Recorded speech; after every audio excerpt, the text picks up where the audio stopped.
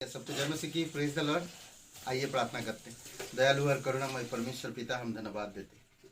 धन्यवाद इस दिन के लिए पिता, इस डिवोशन के लिए, और प्रत्येक भाई बहन जो यूट्यूब में सुनते डिवोशन को। प्रभु यीशु, आप उनको ब्लेसिंग करना और तेरी वचन में बढ़ाना पिता, और उनकी हर एक ज़रूरतें पूरी करना, उनकी कमजोरियों को आप दूर करना पिता। धन्यवाद देते यीशु मसीह के नाम से मांगते हैं, आमीन। ओके, आज हम जो बात करेंगे और वो है उपवास कैसे करें।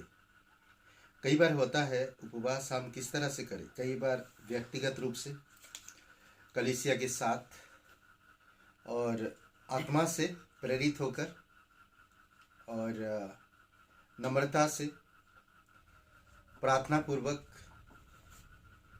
और वचन के साथ, या पश्चाताप के साथ, या संपूर्ण हृदय से, या गुप्त रीति से, और अंगीकार के साथ। ये कई सारी चीज़ें हैं जो हम लोग सोच सकते हैं। उपवास हम लोग किस तरह से कर सकते हैं। हम देखते हैं व्यक्तिगत रूप से, अगर मूसा के बारे में सोचते हैं हम, जब मूसा दोबारा व्यवस्था विवरण लिख रहा था, व्यवस्था विवरण का 9 और वचन 18 में वो अद्भुत बात एक कहता है वहाँ पर, मैं यहोवा के सामने ना तो रोटी खाई और ना पानी पिया। वचन इस तरह कहता, जब दोबारा बता रहा था परमेश्वर के लोगों के साथ, लोग परमेश्वर को कितना इनकार किया था। यहाँ पर बता रहा कि इस तरह, तब तुम्हारे उस महापाप के कारण जिसे करके तुमने यहोवा की दृष्टि में बुराई की और उसे रिस दिलाई थी, मैं यहोवा के सामने मुंह के बल गिर पड़ा, और पहले की नाई अर्थात 40 दिन और 40 रात तक ना तो रोटी खाई और ना पानी पिया, पहले की तरह।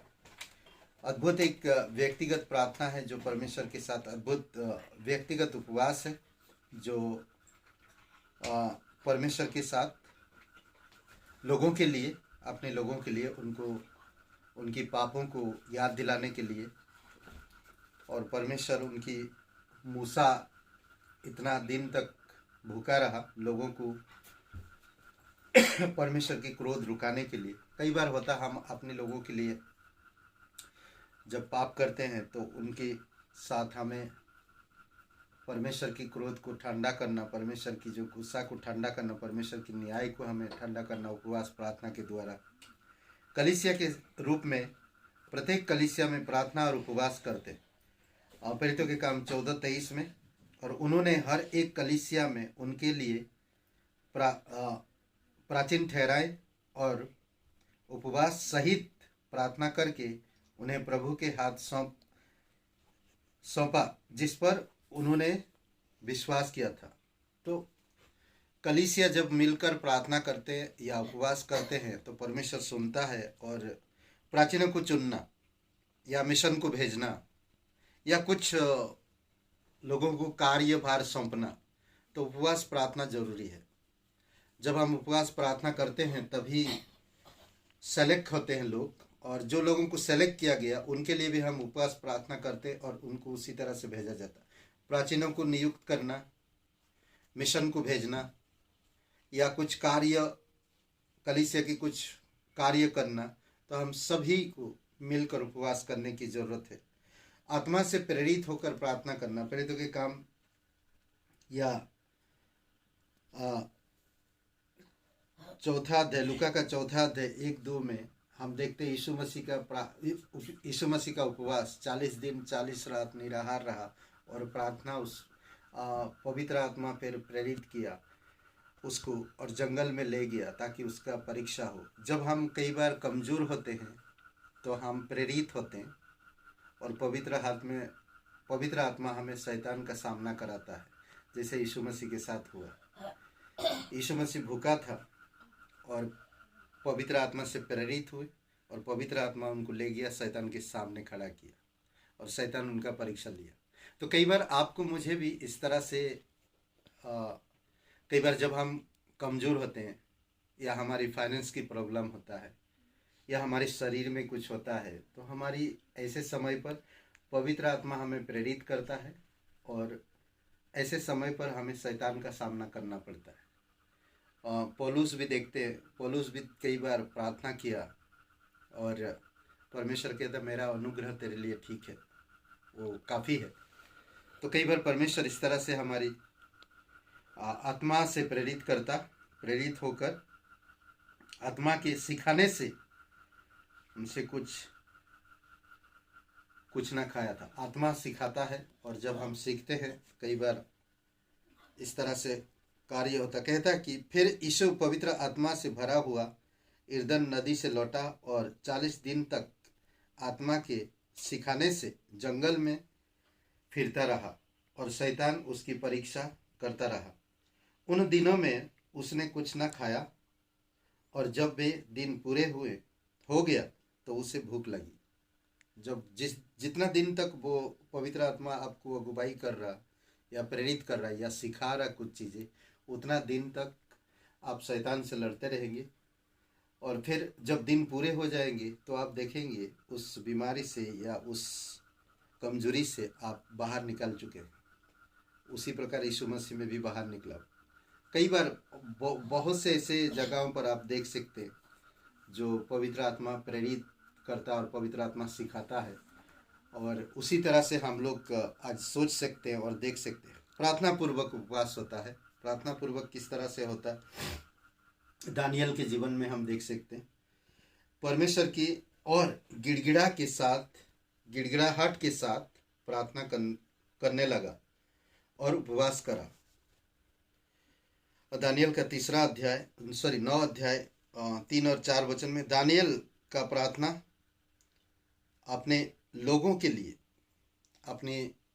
के लिए जब बंदिश बनाकर लेकर गए, तब मैं अपना मुख परमेश्वर की ओर करके गिड़गिड़ाहट के साथ प्रार्थना करने लगा और उपवास कर टाट पहने राख पर बैठकर वरदान मांगने लगा लोगों को छुड़ाने के लिए। और मैंने अपने परमेश्वर यहोवा से इस प्रकार प्रार्थना की और पाप का अंगीकार किया, हे प्रभु, तू महान और भय योग्य परमेश्वर है, जो अपने प्रेम रखने वाले और आज्ञा मानने वालों के साथ अपनी वाचा को पूरा करता और करुणा करता रहता है। तो दानियल को देखते हैं हम किस तरह से लोग जब नबूकदनेस्सर राजा पूरी तरह से बंदिश बना लिया उन लोगों को, तो दानियल किस तरह से प्रार्थना करता। ये एक प्रार्थना जो हम देख सकते हैं कि प्रार्थना पूर्वक उपवास था उसके लिए और अपने लोगों के लिए। बोलते कि वो टाट पहने हुए राख पर बैठता था और प्रार्थना करता था और उपवास रखता था। ये लोगों का सैक्रिफाइस है, गॉड के प्रति प्रेम है, अपने लोगों के प्रति प्यार है, जो इसमें दिखाई देता है। ये सारी चीज़ें, उपवास, प्रार्थना, आजकल मुश्किल होता लोगों में, विश्वासी में ये सब चीज़ें दिखाई नहीं देता। आज बहुत सारे वचन के साथ कैसे हम उपवास रख सकते। उपवास का टाट पहने खड़े होकर व्यवस्था की पुस्तक पढ़ते हैं। नहमाया की 9 अध्याय 1 से 3 वचन में ये पाप का अंगीकार करते हैं और व्यवस्था जब देखते हैं, उपवास का टाट पहने हुए खड़े होकर व्यवस्था की पुस्तक पढ़ते हैं। और हम देख सकते हैं पश्चाताप के साथ हम आ सकते हैं, उपवास के साथ रोते पिटते हुए जोएल की किताब की तरह, और पूर्ण हृदय से हम आ सकते हैं। कई बार होता हम लोग कोई अगर हमारी अपना खो देते हैं तो छाती पीटते हुए लोग रोते हैं, बहुत दुखी होते हैं। तो उसी तरह से आज जब हम देख सकते कि संसार में किस तरह शैतान लोगों को मृत्यु में और नरक में ढकेल रहा है, तो हमें इनके बारे में सोचना चाहिए और इसी तरह से पूर्ण हृदय के साथ और पश्चाताप के साथ परमेश्वर के पास आना चाहिए।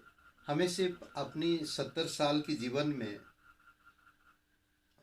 कमाई या अच्छे जॉब या अच्छे घर या अच्छे वातावरण के लिए नहीं सोचना चाहिए, बल्कि हम परमेश्वर बुलाया हुआ लोग है, चुने हुए लोग है, तो हमें परमेश्वर की राज्य के बारे में सोचना चाहिए। परमेश्वर की राज्य अभी भी खाली है, बोलते बहुत कम लोग है, उसके घर कम है, भरा नहीं है।